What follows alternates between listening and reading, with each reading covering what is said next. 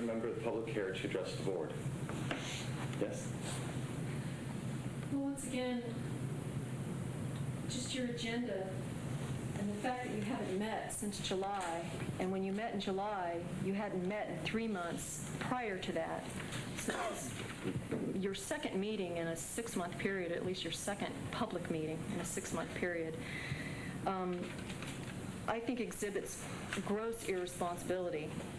And certainly your oppressive and discriminatory style is got to be the most appalling and embarrassing era in Channel 12's history ever. And you should all really be ashamed. And do the public a favor, do Arcata a favor, and resign. Particularly you, Roland Yartsoff, and you, Michael Stowell. I mean, you both have committed an assault on city property.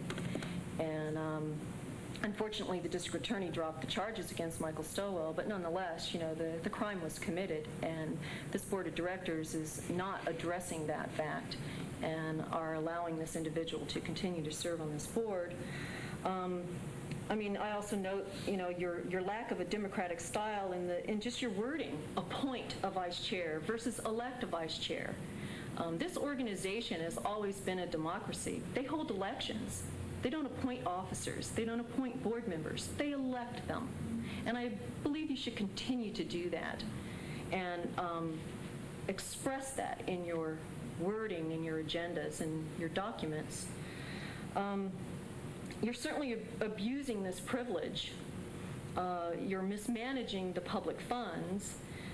I would like to know particularly why you would spend $96.83 on deluxe checks when you only have between $200 and $400. I mean, how many checks do you write that you need a deluxe check? Does it just make you feel better to write it on a big fancy check? I mean, it's ridiculous. You know, why aren't you getting the budget check? It's just a check. You know, get the cheapest deal you can get, because it doesn't look like you got enough money to throw around, or at least not to throw around on things like that. And I would also like someone to address the ownership issue and the use issue of this ACAT, public access equipment. It was purchased with pass-through funds and grant monies granted to ACAT, granted to public access producers. And it doesn't appear that this equipment is in the hands of public access producers. It's being used by you and by the city of Arcata. And that, there again, another violation of the public trust. This equipment is for the purpose of producing public access programming. Are you using that camera and that videotape to put on public access on Channel 12? Yes or no? Is that the purpose of that camera? Is that why that camera, that APEG, ACAT, pass-through paid-for camera is in your possession? One of those cameras was purchased with grant funds. The city can't make any claim on that whatsoever.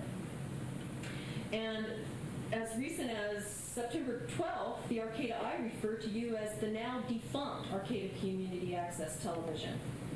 And the Lumberjack on September 20th referred to you as basically out of the running because Humboldt State University or another organization will take over the task of overseeing the day-to-day operations of Channel 12. And I would like to know what role you're playing in that process as well. Charles? I forgot to mention J.C. Morris. It could have been because no public comment was allowed on his removal. Another thing where discussion is not necessary, only obedience. I'd like to say that J.C. certainly wasn't a perfect board director. He could have had a better attendance record. I suppose he could have been more engaged in our kind of last-minute efforts to save the station from you guys. But nonetheless, J.C. Morris was the only member of this board of directors who knew a goddamn thing about how a public access television station really works and about how real professional videography really works. And to get rid of the only expertise that this defunct little coffee clutch has left is just plain suicidal. And as the people of Serbia are saying today in the streets of Belgrade, do us a favor, leave power and kill yourselves. Would any other member of the public care to comment on oral communications? Doug? Well, first I'd like to preface my statements with I'm surprised you're here because after the event I witnessed when you removed Charles from the board, I thought that was the worst it could get, and nobody really would be associated with that. But you're back, and you did it again, and it's not good. But I have a couple questions. Where are your assets, if you have them? Do you actually claim to own these cameras still? The equipment in the judo hut, and the money in the bank, if it's $10 or $2,000. That should be clarified for the people. 474. You were originally formed by Ellis Harris and a group of good people, and you were set up for a voice for the people to express themselves when it comes to the station and the channel and what goes on the air. I think you owe it to all of us to define what you are now. The city has cut you out, and what are you? What is your purpose? You should really clarify that for everybody. Also, well, that's all. We'll see what else you make of this. I'll respond to two questions that were raised. The appointment of an officer does not require public input, even though it is an action item. It's not appropriate. And the removal of a director without cause means that there is no discussion or input from either other board members or from the public. When was it Would discussed? any other board member care to comment Yeah. to anything that's When was been it said during discussed? communications? Yeah, I have something. The new bylaws that we're operating under only require us to have meetings once every quarter, or once every 3 months. So we are in compliance with our bylaws. You didn't do that in the public. You didn't do that publicly. Would any other member of the board care to comment to anything else that's been said in oral communications? Hearing none, I'll close oral communications. The next item on the agenda is announcements. Would any member of the board care to make an announcement? Hearing none, we're adjourned at 6:33. Missed executive committee report. I'm sorry. Yeah, well, that's just public view itself. We did have an executive committee meeting, when was that? 29th.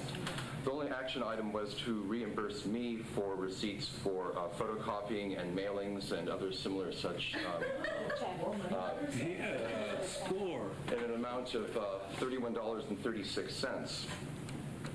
The next item on the agenda is treasurer's report. Can we adjourn?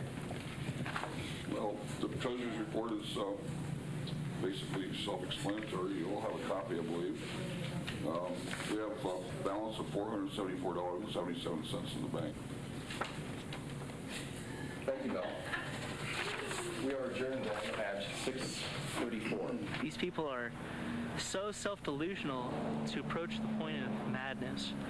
I mean, it's obviously, Stowell's on some sort of mental disability, but really this whole board is, seems to share Roland's narcissistic personality disorder, seems to share his fascist tendencies, and they're living in fantasy land.